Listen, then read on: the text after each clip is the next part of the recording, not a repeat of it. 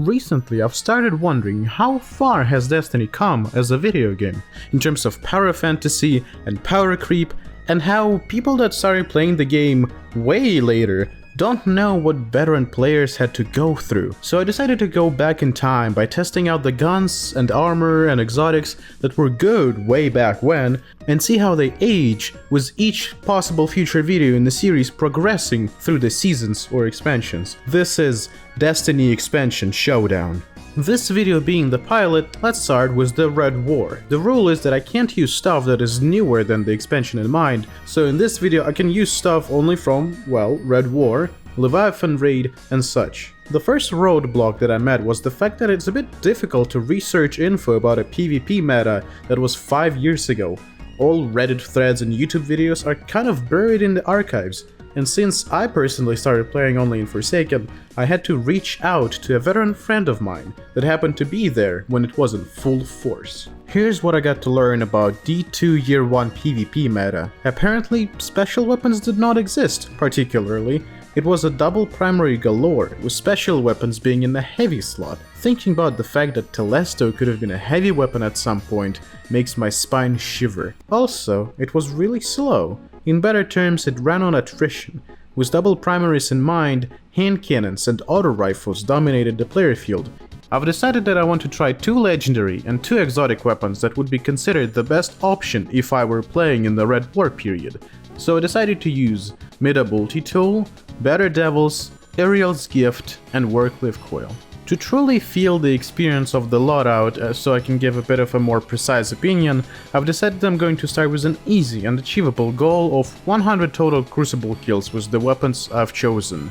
It's not a lot to start with, so I want to propose this idea. If this video gets 100 likes, next expansion I'm going to do is going to be 200 kills, and if it works, we will continue under that formula. But before I go into details about the weapons, I wanted to quickly mention some bullet points about the gear that I could use. It was weird to use 1350 gear and Year 1 stuff in the lobby full of Unbroken 6. I don't know what was happening there, and it definitely weirded out the in-game's matchmaking, because I died to Tatara Gaze and Trust of all things.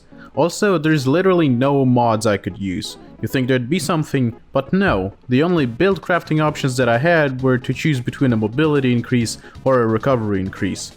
Wow. I had to find ways to kill enemies that had crafted guns and Godwall armor, thus improving my game sense and aim because I needed to squeeze all the damage that I could put out at any chance I got. And now that I'm dripped out in the Leviathan gear and transversive stabs strapped to my shins, I'm ready to rock the Crucible world. I want to go over each one of my choices for weapons and describe how they felt in the modern PvP experience. Starting with Mida Multi-Tool, I use this one the least because I'm not particularly a fan of scout rifles or long distance fighting in general. I'm all about getting up close and personal. I'm sure that this weapon is great in the right hands, and the radar being available at all times is extremely helpful, but this gun was replaced by Better Devils almost immediately.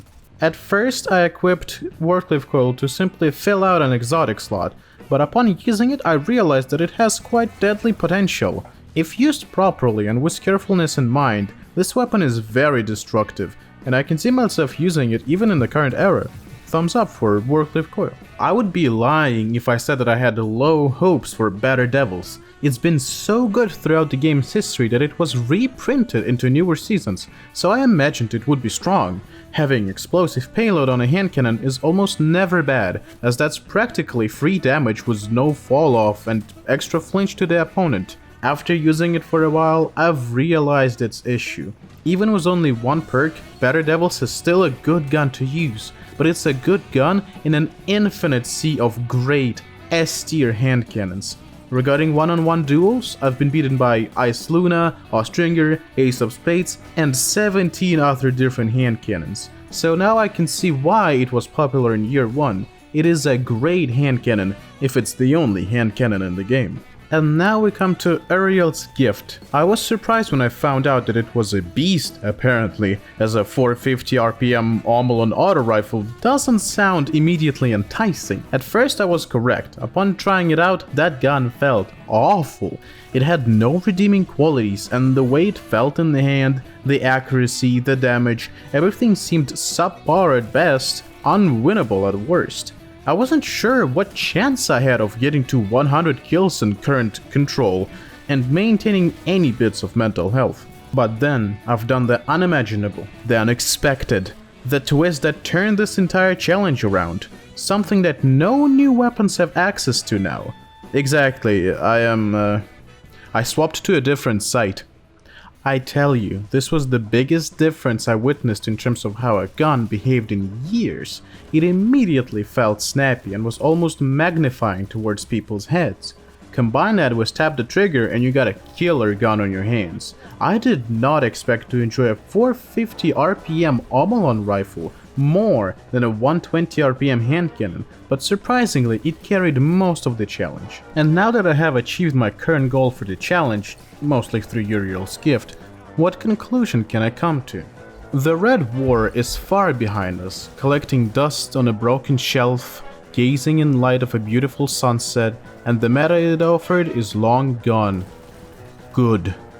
This felt miserable, unrewarding, and I felt that the only way I could get a kill is to shoot an enemy that doesn't know that I exist. While it was a nice little experiment to try out, I would not come back to any of these weapons again. Except you, World with Coil, you can stay.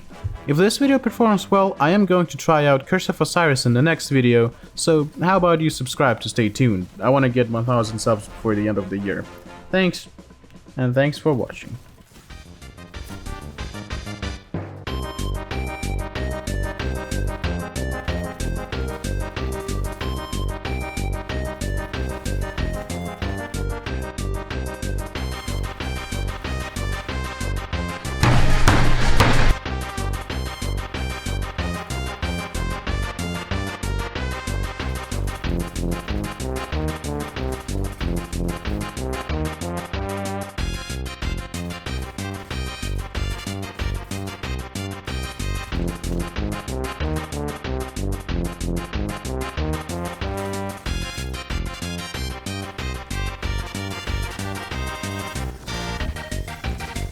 Skill issue.